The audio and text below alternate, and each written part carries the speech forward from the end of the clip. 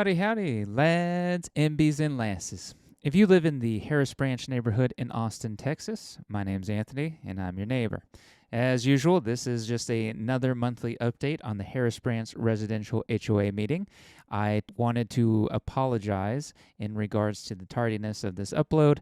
I've been insanely busy helping my folks move down from Oklahoma, so that way they're a little bit closer in regards to getting them taken care of when they need some help. Without further ado, I'm going to hop over here to the meeting agenda. You're always welcome to look up these documents as far as the agenda, the budget, the meeting minutes. These are always available on the Town Square app or website, and I'll put that link in the description below. These meetings happen, as usual, every third Thursday of the month. You're welcome to attend via the Zoom meeting. I'm going to move over here. There were 4 out of 5 members there in the beginning. Vanessa Cius joined much later in the meeting. There was a homeowner forum. Not going to discuss too much there. They approved number 3, the prior meeting minutes. The treasurer's report, which is Jorge Gomez, our treasurer. He covers the account balances and the budget. In regards to a few of the items on that, we did have an overage on the first phase for the fences, and the cost, I believe, was over $9,000 on overage, over I think $23,000 to $25,000, and this was simply for power washing and staining fences. We spent nearly $30,000 for the first section on Blue Goose and Parkside. Number 5 here, the president's report. Mike introduced the newly appointed advisors to the board, one being Ryan DeSilva, the other being Martin Pazzi, the leader of the fence committee.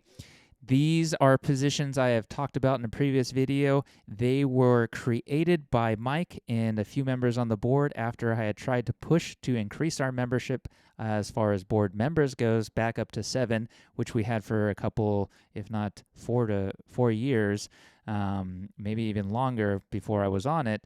And unfortunately, Raquel reminded Mike that the rules did not allow this, despite the fact that we've done it and we did it for many years without any consequence. And sadly, Mike decided to follow those as opposed to letting more members of the community participate on the board. These advisor positions are quite a waste of homeowners' time. All they allow the homeowner to do is to attend the meetings, which we all can do, and make suggestions, which we all can do.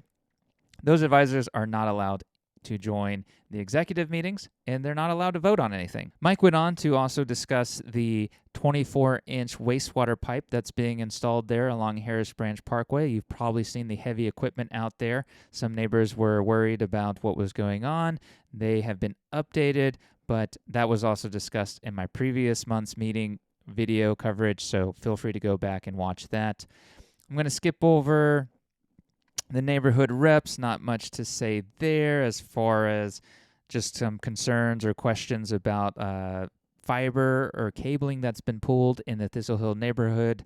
We're still unsure what that is exactly, as we haven't gotten any updates from any of the folks that are running that cable. We're hoping it's Google Fiber. B, the fence committee run by Martin. He mentioned that the phase 1 looks really great after they had power washed and stained the fences. For as much as we spent on it, I certainly hope they look great.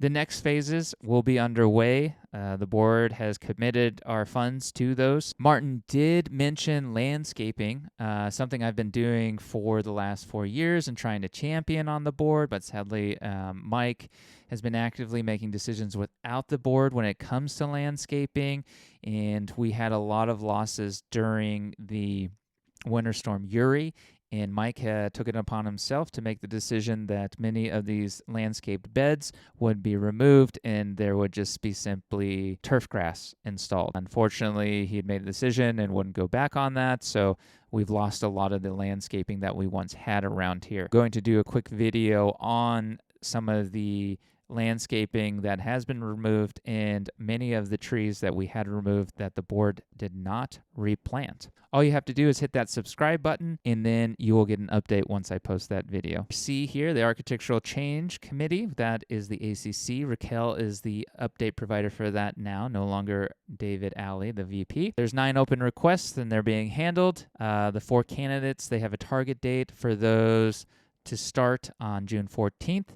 The attorney, Connie Heyer, is going to meet with them, I suspect, to give them rules on how they're allowed to vote or what they're allowed to vote on. David, the VP, and Mike are also wanting to be part of those discussions as they were removed from the ACC thanks to the state separating those powers that allowed them to be on the board in the ACC. D here, the amenity center expansion. They're working with the builder to complete the final cleanup and details. They're thinking there's a possible opening in June, which will be great. Those on the board currently and before me, they have been working on this for many years, and hopefully we are seeing that light at the end of the tunnel and our neighborhood can start to enjoy that new building. Communications. I was asked to step down as the communications officer. They're going to be handing that off to Raquel. However, don't worry, this channel will stay up independent of the board. I will be posting links on those previously managed social media pages to the new social medias. Something they did mention in the communication section is that Raquel and Vanessa are looking into setting up a website, something that I think is a pretty good idea. One, in regards to not just having a website for our homeowners, but a website for external folks who are possibly looking at moving here or would be interested in coming to this area and seeing what the Harris Branch neighborhoods are all about. I think that's great. What will likely happen, and I suspect the most easy way for them to implement this, is simply to use the Town Square app and start customizing that website / app in a manner that makes it more geared towards the Harris Ranch neighborhoods. And that way we all can go to simply one URL or one app for the same experience in updates. All right, moving on to F, the Arts and Crafts. Sharon Campbell, she ran this last fall. Mike, the president, will be reaching out to her to see if she's wanting to run that. That's a community event where those who have talent or certain skills or things that they would like to offer to the community can go, and they set up, and members in the community can go and enjoy those. And it's a great experience in the sense of getting to know your neighbors and their talents and possibly creating some mutual aid that may be beneficial in the future. All right, moving on to 8 Old Business. A, lights for Meadowview and Lakeview North and South. Right now, the board and the community manager are reviewing the proposals that were provided. We'll hear more on that next month once they make a decision on who they want to go with. Possibly that will be done and the construction on that will be completed when I post the next video. B here is nearly done. That's tennis courts, locks, and gate repair. They're waiting on bids. Last piece here is from Viper Solutions. I think that bid came in at $7,500. One of the concerns that David mentioned is there is an issue with those doors slamming / closing, the wear and tear on that because they're not framed out correctly, and they're hoping to get a warranty statement from Viper Solutions if they decide to go through with that repair. Something that I always am interested in or advocate for is removing those sorts of barriers for homeowners to use. I know plenty of upper class and lower class neighborhoods who have tennis courts that are not fenced with expensive key code entry devices that don't require a lot of replacement or repair, and those seem to be working fine. Something made to consider is the cost to keep that up just to keep people out may be more expensive than just simply repairing anything when it gets damaged. All right, C, the Texas Corps of Conservation Aquatic Features Giant Cane, i.e. Arundo Donax. That has been a project I've been running for many years now. We just finished up the final cut in the last section at the end of Gilliland Creek. We were able to have Sunscapes actually do the cutting. This time TXCC did not do it. However, I was able to get the city of Austin to reimburse us on that cost, and now all we have to do is follow up with Aquatic Features in regards to spraying the glyphosate on those rhizomes as they grow back. That should take probably 2 or 3 applications, and then hopefully we'll be finally done with this many year project that I've been running, and we will see the return of many native species back into those creeks, as well as better bank stabilization to help prevent erosion on those back properties where our neighbors have their homes. D, the property manager welcoming. We discussed this last video. It's still pending, waiting for that amenity center to open. E, the community manager to verify a covered bike rack requirement for new building. This is something I discussed in previous videos as well. I've been working with a couple folks on trying to find contractors to create bids for this. Normally, what happens is these bids are already created when the builders go in to build the building. That there's not necessarily any contractors that just specifically build bike racks. So I've reached out to a couple groups in the city of Austin, as well as social cycling groups, to see if there is anybody that they have recommendations for when it comes to building a covered bike rack. Something I think is very important to have, especially if you want to ride your bike and not drive a big expensive car up there. That way you can put your bike on a bike rack that's covered from the heat and has a much more secure bike rack system that you can lock your bike to that doesn't damage the bike when it's there. I'll be updating the board on that next meeting if I get any updates from those folks I reached out to. All right, letter F, replacing amenity center and mailbox roofs are complete. That's all done. We've already moved on. We got that from the insurance. G, the replacement plan for the lace bark elms that are removed, pending proposal. Mike shared that proposal with the board. It looks like it's going to cost roughly around $22,000 for Sunscapes to go in, remove those trees, and grind those stumps. This is really unfortunate and really not a fault of the HOA. This is a problem with developers who use big box store trees and plants and install them in their non-native ecosystems. So when a event like this that happens where most natives would have survived, those invasive species that are non-native die and create a huge headache for those of us living here. So hopefully in the future, what will happen is the board will listen to those as far as environmental scientists and those who are focused on preserving our ecosystem and put in trees that are native and resilient to this, so that way we don't lose a lot of our tree cover the next winter storm that comes through, and we don't have to spend $22,000 plus on replacing those trees. But there is a silver lining here in regards to Sunscapes. We do have a credit with them that will help reduce that cost drastically. All right, H, volunteers to serve on the ACC. That has been done. I discussed that earlier. Mike already covered it, and so did Raquel and their reports. We'll move on to I, the Sterling Bridge fencing repairs. I believe, according to Raquel, there is only one section left, and then that will also be completed. J, revisit the enhanced yard sale signs for bulk pickup. We have a garage sale community-wide coming up on the 25th of June, so be prepared for that. Get your stuff out there. And these signs, they originally had tried to replace the old metal signs that weren't very large and hard to move.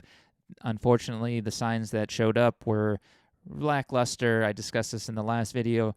And the board and Raquel are looking to get much better improved visibility on those signs, better colors, better font, so that way we can drive a lot more traffic into the neighborhood when we have these events. Something I think is a great endeavor, and good on them for getting that looked into. K, pool fence requires repairs, panels needs replacing. This has been an issue with the installation from Viking initially. These have been discussed in previous videos. A new thing that has come up is that folks are pulling the bars apart so that they can get into the pool while it's still closed. I think the suggestion that David Alley made, the VP, in regards to opening up the pool sooner and putting it as a swim at your own risk style pool would help reduce this drastically. We would also be able to move off of using lifeguards and going to pool monitors, which would save the community a lot of money. I know many of us are always interested in getting to the pool sooner in the spring to summer months. Hopefully that's something that next year they'll look into. L, the amenity center pond waiting for warranty lights to be installed. That's still the case. M, amenity center rentals. Again, that's pending the opening, as discussed previously. N, the Samsung spill that occurred a couple of times now.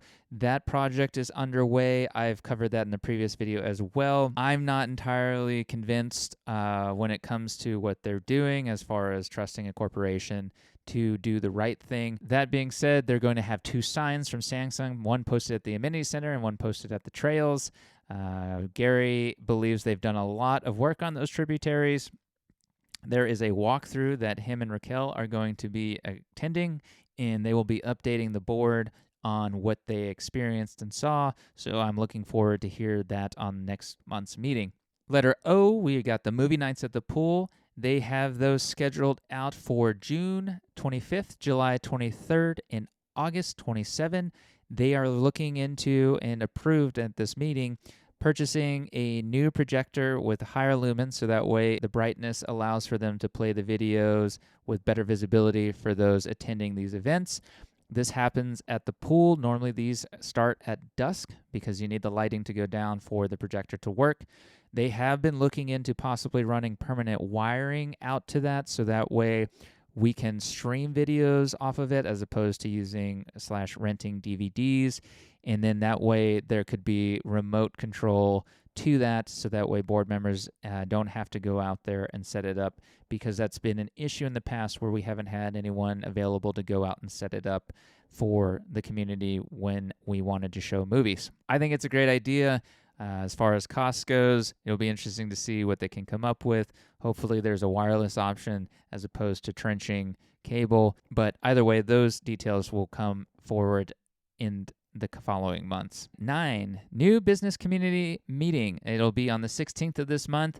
Since we are still in post-pandemic mode, I suspect that the best way to attend, in one of the ways I prefer, I suspect most of us prefer, is simply joining the Zoom meeting. That way we can do it from the comfort of our home. We don't have to spend any money on gas to get there, and we get to enjoy doing other things while that meeting is occurring in the background. An additional piece is the neighborhood newsletter that Mike runs. You are more than welcome to submit articles or stories to it, and he will review and submit those for the newsletter. You can sign up for that digitally. I'll put the link in the description below. You can sign up for that newsletter digitally. The link is in the description below, and those come out once a month. The audit is coming up for the HOA finances, and this is a process in which we go through the expenses and budget to make sure that all of the money is accounted for.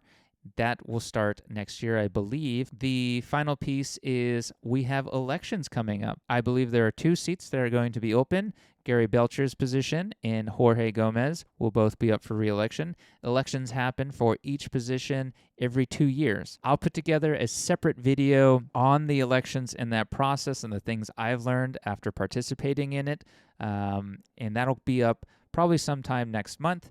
All right, that'll wrap it up for the May residential HOA meeting in the Harris Branch neighborhood.